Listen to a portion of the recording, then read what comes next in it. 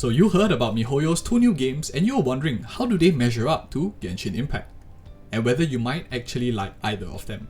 Or perhaps you don't really care about comparisons and just want a quick summary of what the new games are like. In either case, this video is definitely for you, as I'll be talking about the 2 new games ranging from story, combat, and exploration. And not to worry, there won't be any story spoilers in this video. We don't waste time on this channel, so let's go ahead and jump right in.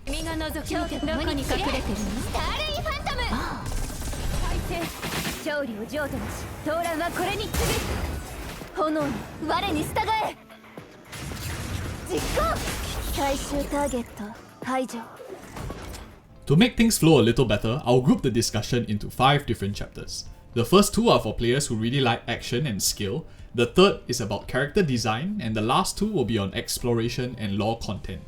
I'll link all 5 chapters in the video description and timestamps, so you guys can go ahead and skip to the ones that you are interested in.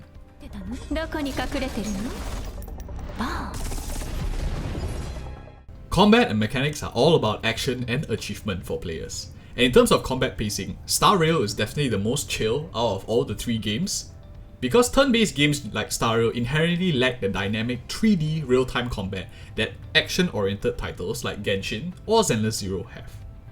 But don't get mistaken, I'm not saying that combat in Star Rail is easy, since you have to still decide when to use your skills and which enemies to target. There were some initial comments going around from other beta testers at first and the community saying that the combat difficulty was a breeze and Star Rail difficulty is a joke. And just to clarify that point, most beta testers actually got at least 6 months of resources and materials packed into a week of gameplay.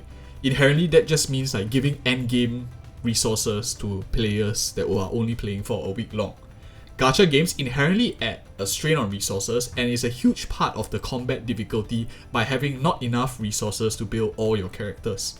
The game is not a walk in the park by any means, but it's just less intense compared to ZZZ and some parts of Genshin Combat 2, being a turn-based game in nature.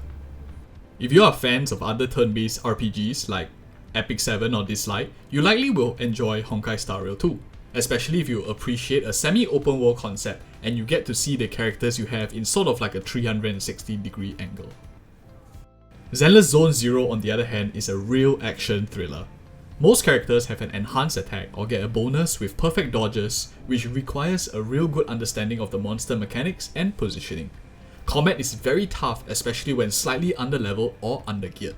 I tried to play with as little resources as possible during the beta and found that the later stages extremely difficult to clear since your health bars carry over from one mission to the next, and in one entire domain there could be multiple 5 or 6 or 7 fights depending on your choices as you are making in the roguelike domain.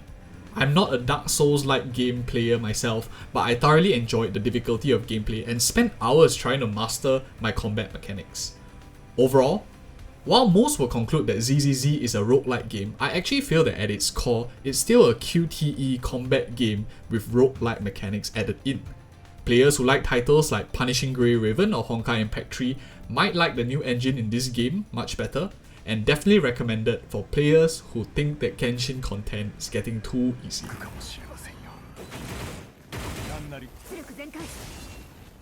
Player skill influence is all about mastery of the game.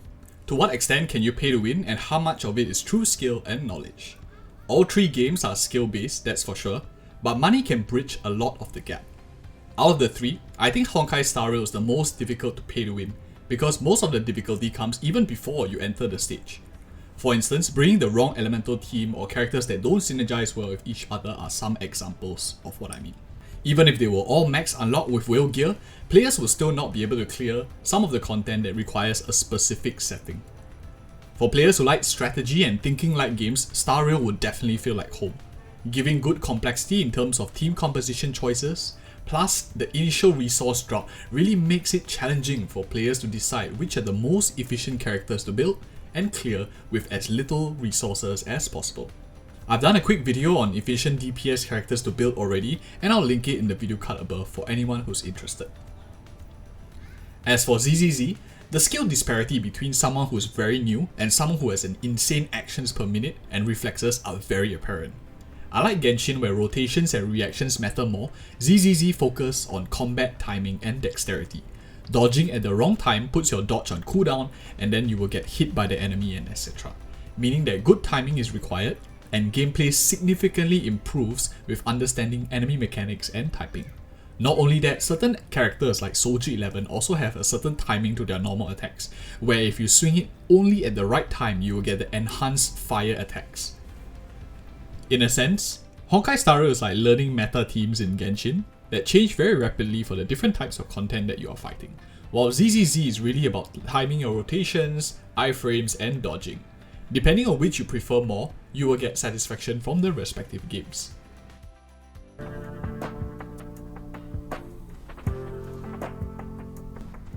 Now this one is a little subjective and I'll try to be as objective as I can. Let's start off with the easy one. Honkai Star Rail is in a great spot thanks to its solid IP because of Honkai Impact 3 and its passionate fanbase. If you like Honkai Impact's character design, Star Rail will feel exactly like home with an upgraded UI and a semi-open world concept. The art design of characters are, in my opinion, a little bit more mature compared to Genshin Impact's design, which is generally well liked across ages as well as genders. The world is based on a space-like thematic where players travel through different planets, and the setting does allow for some really nice art and character design as well as weapon and skills.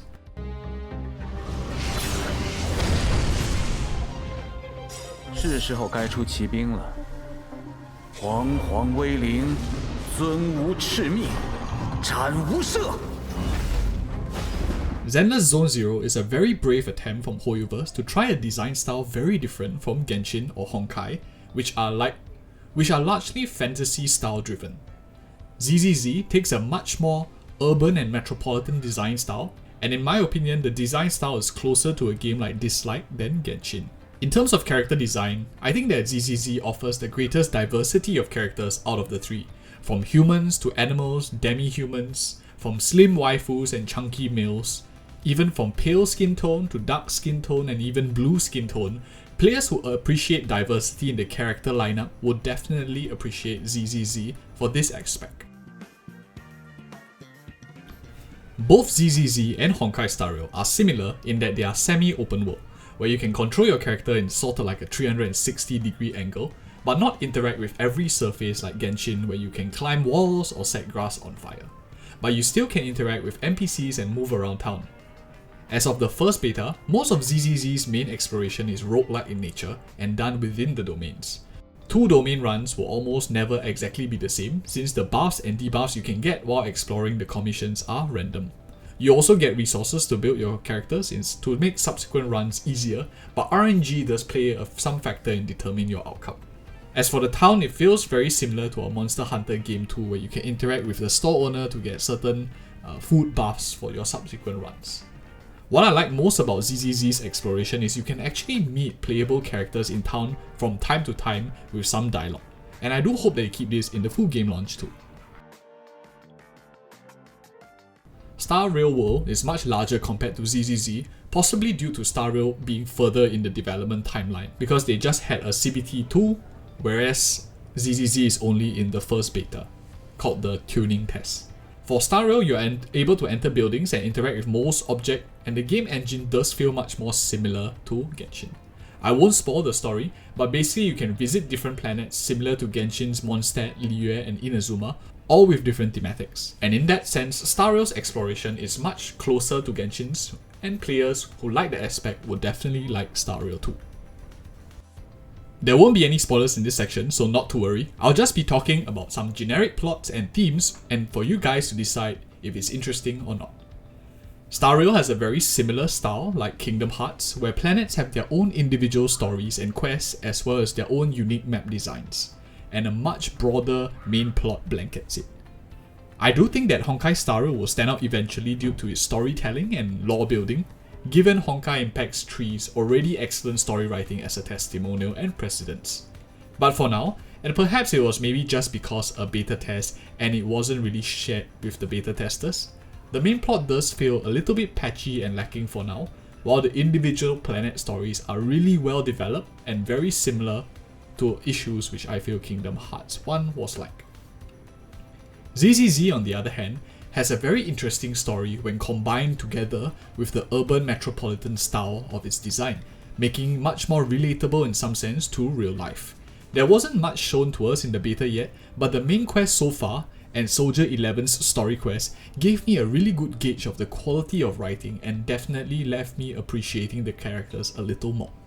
For example, at first, Soldier 11 just felt like a reskinned Envy Demara for me, but after going through her story, she really quickly become one of my top 2 favourite characters in ZZZ now. I'll link a video to a full story quest for those who are interested in checking out the story yourself. I think it's pretty good, but then again, I'm not really a story writer, so do feel free to check it out and make your own conclusion. Although not relevant to the story, I really did like the jazzy background music to ZZZ, and it's definitely refreshing to listen to a blend of jazz and electronic music. I'll definitely be covering all 3 games on this channel, so if you like Genshin, ZZZ or Honkai Star Rail, do subscribe for more content, and even if you don't, do leave this video a like if you found it at least a little helpful. Meanwhile, here are 2 other videos that YouTube thinks that you might like after watching this one. See you in the next video.